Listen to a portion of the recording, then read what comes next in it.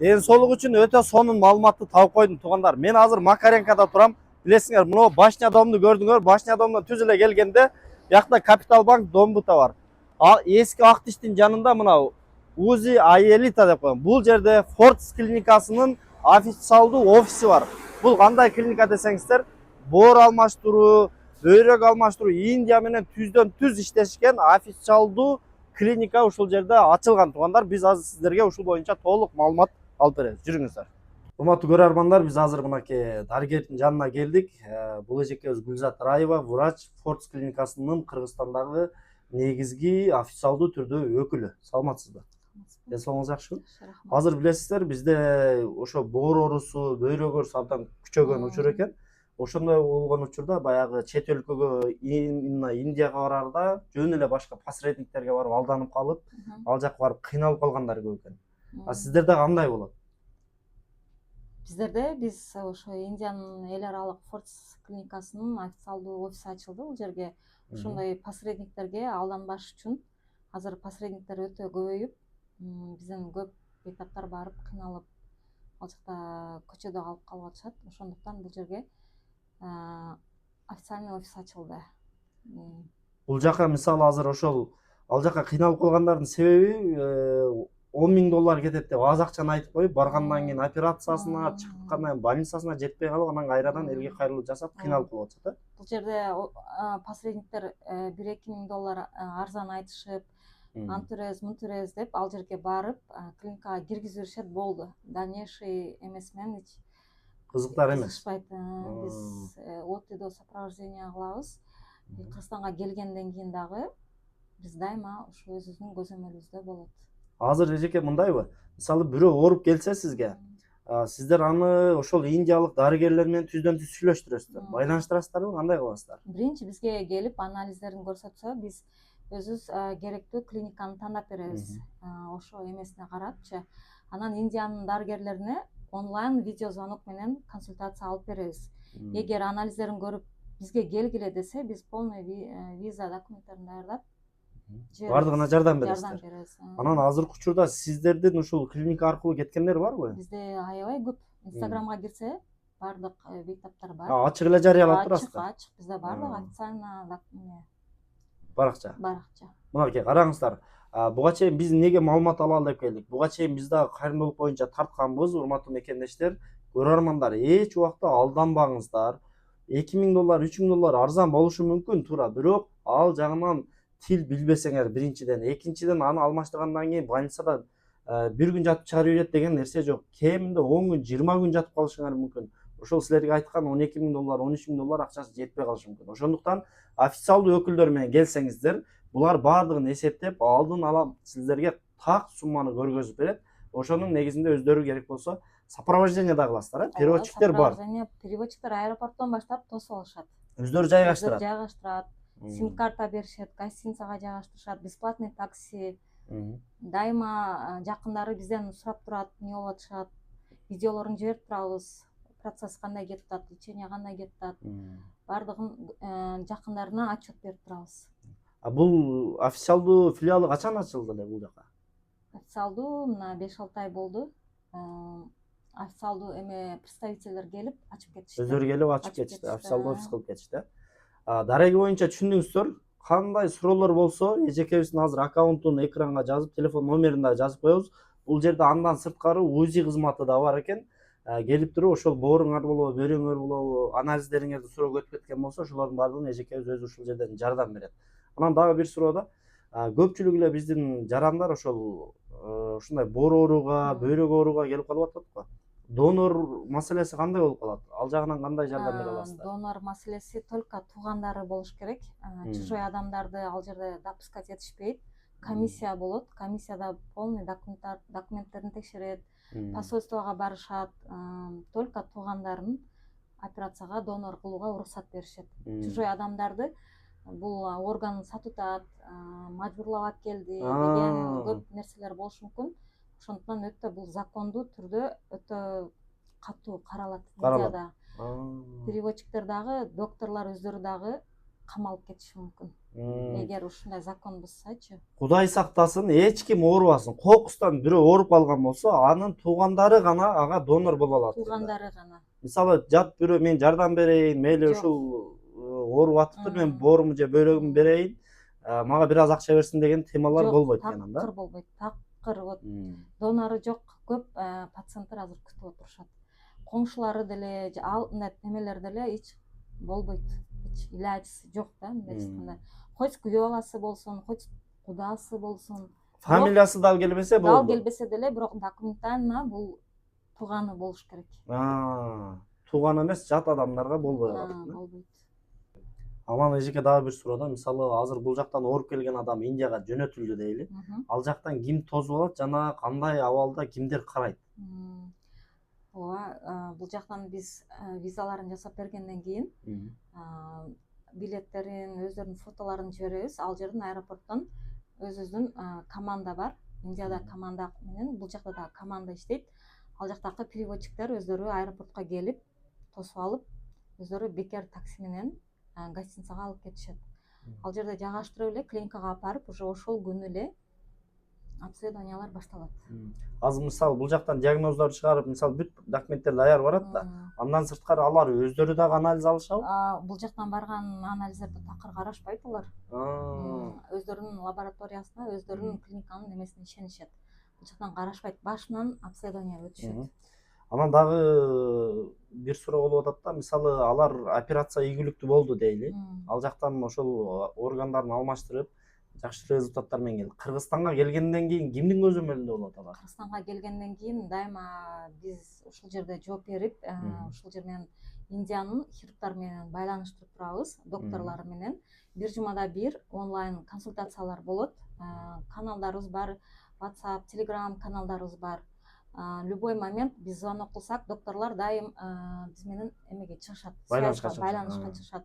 Хоть түнкү саат 2, любой момент.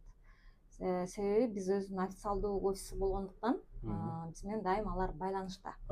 Если пациентте бир какой-то вопрос туулса, бир жери ооруп калса, же бирдеке болсо, биз сразу мындай болуп атат деп видеозвонок менен сразу байланыштырабыз. Дайыма анан ар 6 ай, ар 3 ай докторлор Кыргызстанга келип, өздөрү кабар алып кетишет. Буга чейинки операция болгондордон кабар алып кетишет. Бир эле операция эмес, леченияга деле жиберебиз бизчи. Онкология, например. Онкология көпчүлүгү сразу эле бул жерде операция кылдырып, анан качан башка органдарына метастаз кеткенде, кеч болгондо кайрылып атышат бизгечи.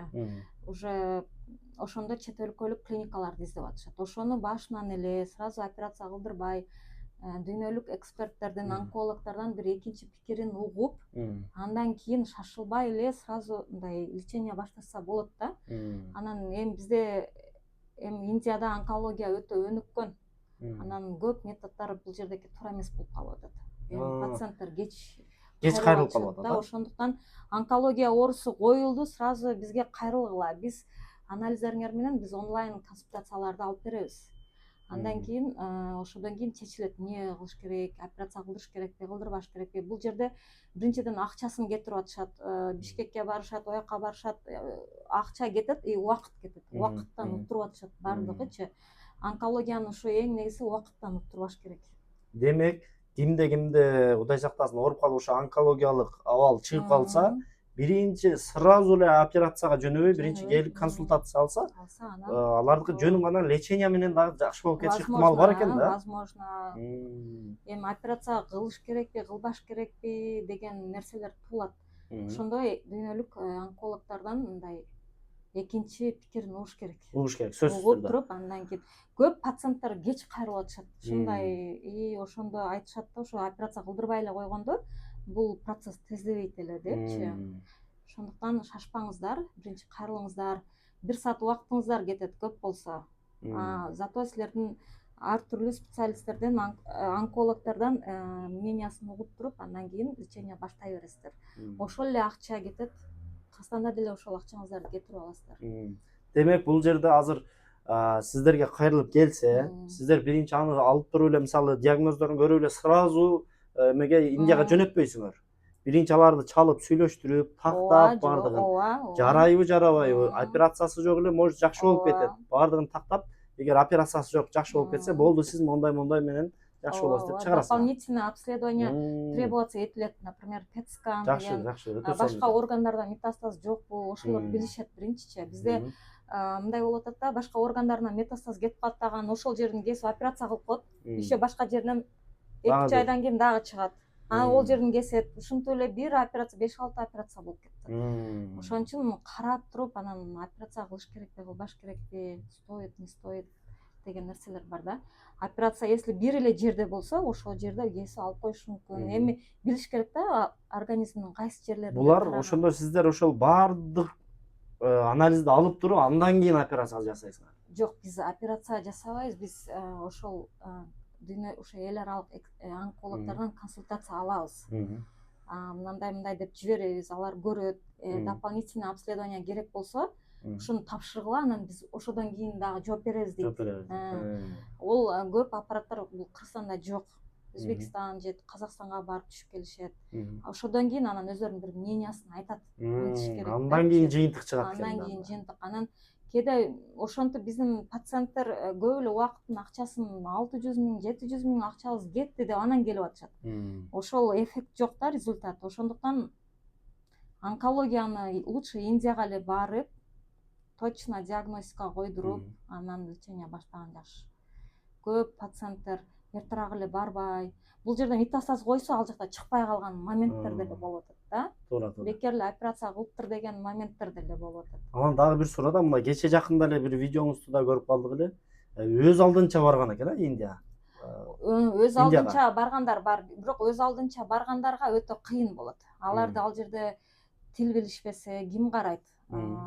Алар мисалы биздин офис аркылуу баргандар акча бербейт, только клиниканын өзүнө акча төлөйт.